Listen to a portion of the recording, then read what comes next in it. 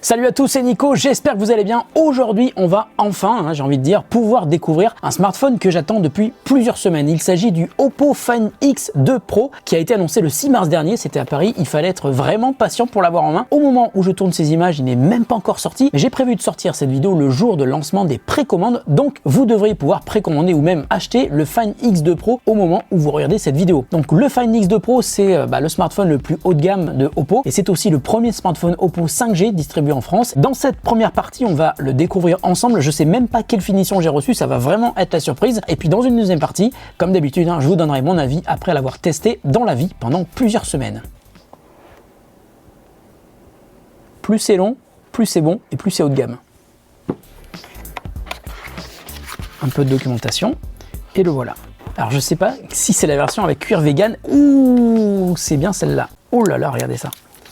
Il est absolument magnifique. Quand il avait été présenté, il y avait deux versions. Il y avait la version noire et puis cette version-là avec un cuir vegan à l'arrière qui est orange et c'est magnifique. Regardez-moi ça, il est super beau. Alors par rapport au premier Find X, je remarque un truc qui est quand même flagrant, c'est qu'il n'y a plus l'appareil photo rétractable en haut. Il y a un poinçon à la place tout simplement parce que cet appareil-là est IP68 et techniquement, c'était pas possible d'avoir un appareil IP68 avec une caméra rétractable pour les caméras à selfie. Un magnifique écran. Alors là, je vois qu'il y a un rafraîchissement qui est vraiment ultra rapide, difficile de vous le montrer à l'écran, mais faites confiance à mes yeux, même si je vois pas très bien. Je vous assure que c'est très beau. Déjà, dans les points forts que je connais déjà sur le Find X2 Pro, il y a un processeur qui est super rapide, c'est le Snapdragon 865 qui est 5G. Et puis il y a aussi donc cet écran QHD plus 10 bits avec un taux de rafraîchissement de 100 Hz. Ça promet une fluidité incroyable. Et puis à l'arrière, il y a un triple capteur photo avec un téléobjectif périscopique, donc ça lui permet d'avoir un zoom optique sans rajouter d'épaisseur au smartphone. Et puis il y a quand même, à mon avis, le plus gros point fort de ce smartphone, du moins sur le papier, c'est la super recharge rapide. Elle s'appelle la SuperVOOC 2. Le smartphone se recharge à 65 watts. C'est la recharge rapide, la plus rapide du monde, tout simplement.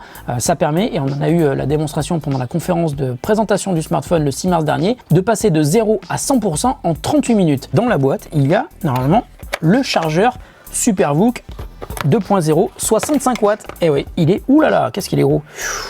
Alors il est gros, mais l'avantage c'est qu'il est livré, contrairement à certaines marques comme Samsung qui ne livrent pas les chargeurs maximum pour leur smartphone. Et bien là, pour le coup, avec le Oppo, le chargeur est livré. Mais l'inconvénient, c'est que c'est une recharge qui est propriétaire. C'est-à-dire qu'il n'y a que avec ce chargeur que vous allez pouvoir charger à 65 watts votre Find X2 Pro. Donc surtout, ne le perdez pas et puis ne l'oubliez pas si vous partez en vacances. Sinon, vous pourrez continuer à charger en recharge rapide, mais je crois que ça sera limité à 10 watts. Et puis il y a aussi une paire d'écouteurs qui sont filaires avec un câble USB Type C pour les brancher sur votre smartphone et puis un câble USB Type C ainsi que des embouts pour changer les embouts qui sont installés d'office sur les écouteurs. Voilà, ce sont des écouteurs filaires, mais ils sont quand même assez jolis. Voilà, maintenant il ne me reste plus qu'à aller le configurer et à vous donner un avis dans quelques secondes pour vous, mais dans quelques semaines pour moi, sur le Find X2 Pro, après l'avoir utilisé dans la vraie vie, comme je le fais toujours à chaque fois que je teste des smartphones. Allez, à tout de suite après ça.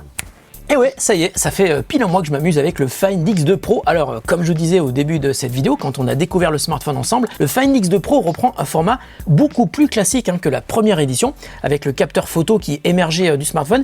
Finalement, vous savez quoi, je préfère cette version, parce que ça rend le smartphone plus fin, plus léger, et puis donc plus facile à prendre en main. Ensuite, sur le design, j'avoue que j'ai eu l'opportunité de tester cette jolie version avec le dos en cuir vegan, et je suis très content parce qu'il se démarque vraiment de tout ce qui existe actuellement sur le marché. Et puis il y a une autre raison aussi, c'est qu'il est super agréable à tenir en main.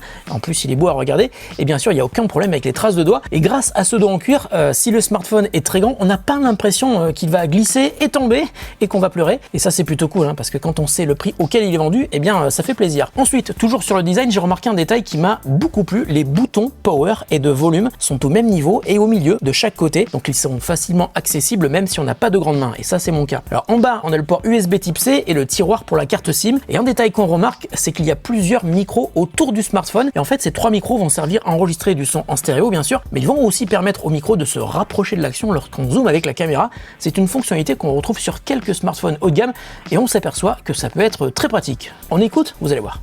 Je joue à CSGO et mon pseudo est Miroma. Je joue à CSGO et mon pseudo est Miroma. Je joue à CSGO et mon pseudo est Miroma. Je joue à CSGO et mon pseudo est Miroma. Bon, vous voyez, c'est pas mal du tout. On a vraiment l'impression que le micro s'est rapproché de Miroma, merci à lui. Et je vous le disais, hein, le Find X2 Pro enregistre en stéréo, mais vous pouvez aussi écouter en stéréo avec les haut-parleurs intégrés. En revanche, là, il y a deux petites limitations. Je trouve quand même que le haut-parleur du bas est plus puissant que le haut-parleur du haut. Donc, quand on regarde une vidéo comme ça avec le téléphone en face de soi, eh bien, l'image stéréo est légèrement décalée vers la droite, donc vers le bas de l'écran. Et puis, il n'y a pas énormément de basse qui se dégage des haut-parleurs de ce smartphone. Donc, mon conseil, évidemment, faites confiance à un casque audio pour écouter des vidéos ou de la musique. Alors vous l'avez vu dans l'unboxing, dans la boîte du Find X2 Pro, il y a une paire d'écouteurs livrés avec le smartphone. Ils sont hyper légers et à tous les sens du terme, c'est-à-dire que physiquement ils sont très légers, mais je trouve que la qualité est super moyenne et je pense que Oppo a fait des économies sur ses écouteurs et c'est un petit peu dommage. En revanche, Oppo aurait pu fournir les Enco Free, ce sont les écouteurs de Oppo qui marchent super bien, qui sont des écouteurs True Wireless d'excellente qualité, mais ils ne l'ont pas fait, c'est vraiment dommage. Autre solution, c'est d'utiliser un casque Bluetooth à réduction active de bruit ou alors d'autres écouteurs True Wireless et là aussi j'ai plein de suggestions pour vous, je vous mets des liens dans la description de la vidéo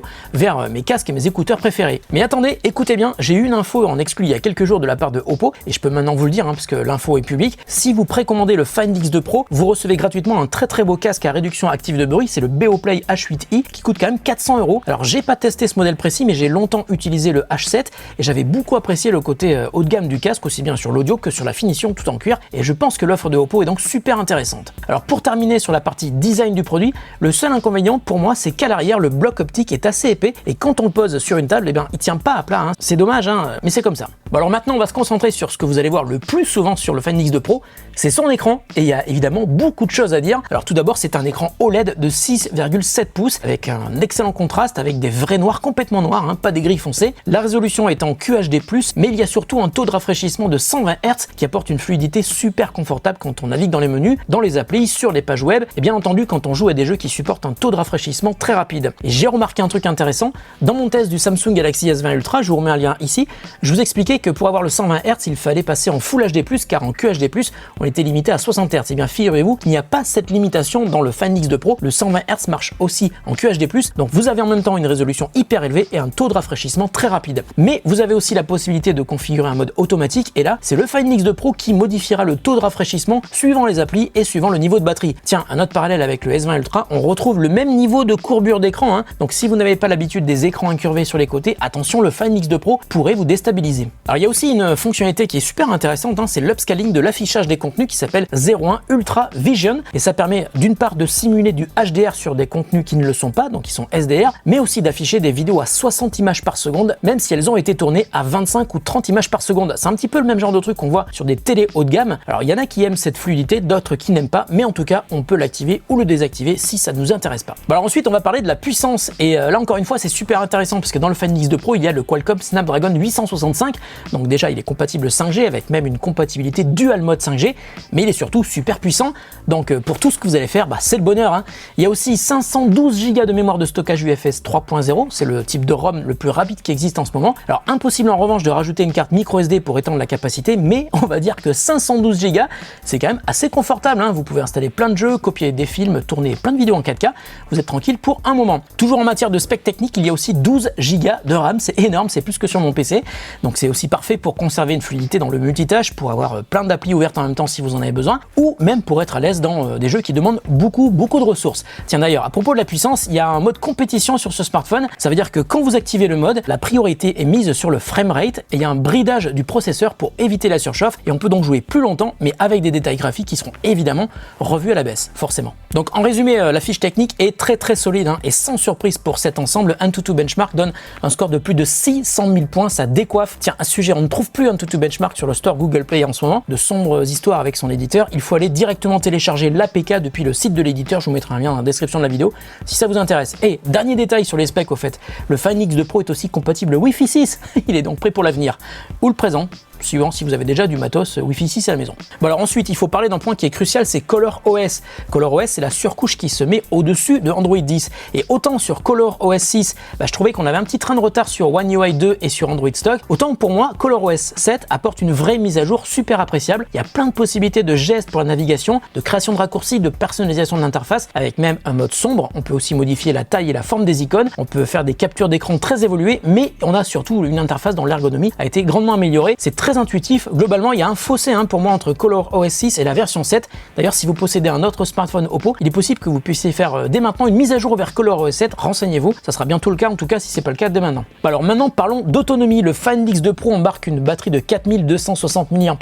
Alors attention, comme d'habitude, l'autonomie va dépendre de votre usage, mais aussi de la config de résolution et de rafraîchissement que vous choisissez. Si vous mettez tous les réglages au maximum, vous pouvez compter sur environ une journée et demie d'autonomie, mais pas plus. Mais si vous restez en 60 Hz et en Full HD, vous pourrez atteindre 2 jours en utilisation classique. Alors c'est bien, mais c'est pas extraordinaire non plus. Mais il y a la fameuse recharge SuperVOOC 2.0 à 65 watts. Alors c'est pas le seul, mais pour moi c'est le plus gros point fort de ce smartphone. Et pour bien vous rendre compte de l'évolution, juste en comparatif, sur le Reno 2, on passait de 0 à 50% en 30 minutes. Avec le Find X2 Pro, on arrive au même résultat en 13 minutes. Mais ce n'est pas tout, parce que pour passer de 0 à 100%, il faut exactement 38 minutes. J'ai fait le test plusieurs fois, c'est du jamais vu. À ce jour, en fait, personne ne fait mieux. Alors la puissance et la rapidité, c'est bien, mais le seul truc qui est vraiment dommage, c'est que le Find X2 Pro ne propose pas la recharge sans fil. Donc si vous partez quelques jours, n'oubliez pas le chargeur original, parce que comme je vous le disais au début de la vidéo, il n'y a que lui qui vous permet de le recharger aussi vite. Bon alors parlons maintenant photo et vidéo. À l'arrière, on trouve un triple capteur avec un premier capteur classique de 48 mégapixels qui est aussi utilisé pour les zooms,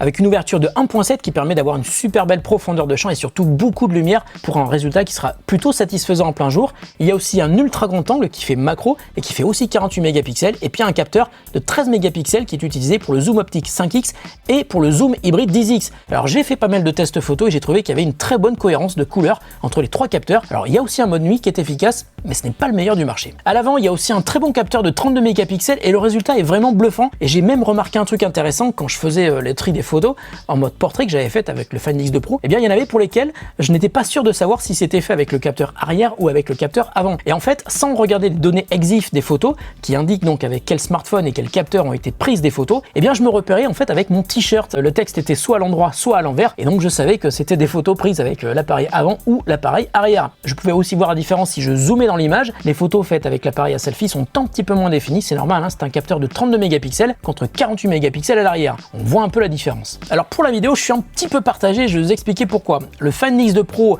permet de filmer en 4K à 60 fps au maximum et la stabilisation est bluffante. Alors à ce jour, pour moi, le meilleur smartphone pour la vidéo, c'est l'iPhone 11 Pro, et chez Samsung, je trouvais que le S20 Ultra s'en approchait fortement. Mais maintenant, je pense qu'il faut quand même mettre le Find X2 Pro dans ce trio parce qu'on a un résultat en vidéo qui est proche de la perfection encore une fois. Il n'y a jamais d'effet de pompage de l'autofocus dans de bonnes conditions de luminosité, pas non plus d'à-coup pour ajuster l'exposition, ça se fait de manière super fluide et discrète, et la stabilisation est donc impressionnante. Malgré tout, je trouve que les couleurs ne sont pas toujours très naturelles. On tombe sur le même problème que j'avais noté sur le S20 Ultra, c'est bien, mais c'est pas aussi parfait que sur l'iPhone 11 Pro. Mais le plus gros inconvénient que j'ai trouvé sur la partie vidéo, c'est qu'on peut pas filmer en ultra grand angle en 4K à 60 fps. On peut être à 30 images par seconde au maximum, et je trouve que cette limitation est assez étrange parce que le smartphone est quand même ultra puissant. Pas d'ultra grand angle en 4K à 60 fps et des couleurs pas assez naturelles à mon goût. Ce sont à mon avis les deux seuls défauts pour la partie vidéo. Bon là, je vais me permettre de m'adresser directement à Jean-Michel Oppo. Jean-Michel, je sais que tu m'écoutes, est-ce que tu pourrais faire passer l'info à tes ingénieurs? Filmer en 4K avec l'ultra grand angle en 60 fps, ça pourrait être vraiment génial, et il pourrait être aussi sympa de pouvoir améliorer le rendu des couleurs. Bon, je sais, ça fait beaucoup en une seule fois, mais on ne sait jamais. Après bon, c'est un détail, mais je voulais quand même vous le signaler. Bon, il y a un autre point qui m'a un petit peu plus gêné en revanche sur le Find X2 Pro, et là de manière générale, c'est le fait que je trouve qu'il chauffe beaucoup quand on tourne des vidéos par exemple, ou alors quand on joue pendant longtemps, on a une surchauffe de l'appareil qui apparaît et qui peut être gênante si on le tient en main pendant très longtemps. Donc c'est peut-être un point de détail, mais il y en a qui sont intéressés par ce genre de détails justement. Bon, en résumé, le Find X2 Pro est vraiment un smartphone très haut de gamme, vraiment pour moi l'équivalent des S20 Ultra et iPhone 11 Pro sur iOS. Tout est super quali, aussi bien sur les finitions que sur la fiche technique, que sur l'écran qui est évidemment sublime. Et qui dit smartphone haut de gamme dit évidemment un prix conséquent. Il faut quand même sortir 1199 € de sa poche, et il sera dispo en magasin dès le 28 mai. Il sera aussi dispo chez les opérateurs, enfin pas tous les opérateurs, il sera pas dispo chez Free Mobile par exemple. Hop, breaking news, je me permets d'intervenir dans cette jolie vidéo car aujourd'hui nous sommes le 14 mai et j'ai encore d'autres infos à partager à propos de Oppo. Décidément, c'est une semaine qui est super chargée pour la marque. Alors d'abord, je voulais dire le casque offert avec le Find X2 Pro pour ceux qui précommandent le smartphone dès aujourd'hui, mais ce matin, Oppo a annoncé officiellement deux autres smartphones dans la famille Find X2. Il y a le Neo et le Lite. Alors le Lite, je n'ai pas avec moi, mais j'ai le Neo, le voilà. Et pour ne rien vous cacher, en fait, ça fait quelques jours que je l'utilise et il est très similaire au Find X2 Pro. Alors je vais pas tout détailler, mais pour faire court, le Neo c'est une version un peu allégée du Pro et le Lite est une version un peu allégée du Neo. Par exemple, par rapport au Pro, le Neo est plus fin, il est un peu plus petit avec un écran de 6,5 pouces en résolution Full HD+, mais toujours avec une dalle OLED et la certification HDR10+, et avec cette fois-ci un taux de rafraîchissement de 90 Hz, ce qui est quand même pas mal du tout. Le processeur, c'est un Snapdragon 765 qui est aussi 5G, il a 256 Go de stockage, il est compatible avec la recharge rapide, mais uniquement la VOO4 à 30 watts qui lui permet de passer de 0 à 100% de batterie en 56 minutes. À l'arrière, il y a 4 capteurs photo, 48 mégapixels pour le principal, 8 mégapixels pour le grand angle, 13 mégapixels pour le zoom optique 2x et hybride 5x, et un capteur monochrome de 2 mégapixels. Alors le Find X2 Neo filme aussi en 4K mais à 30 fps au maximum et pas non plus avec le grand angle. Et enfin pour les prix, je vous rappelle que le Pro est à 1199 €, le Neo est proposé à 699 € et le Lite, qui est aussi 5G, sera vendu 449 €. Vous savez tout. Nico, tu peux faire ta conclusion. Voilà, la vidéo est terminée, j'espère qu'elle vous a plu. N'hésitez pas à mettre un pouce en l'air, ça coûte rien. N'hésitez pas non plus à vous abonner et à déposer des questions, des remarques ou des commentaires, bien sûr à condition que ceci soit constructif. On se retrouve très bientôt pour une autre vidéo qui n'aura sans doute rien à voir avec celle-ci. Salut à tous et à très bientôt sur De Grands Tests.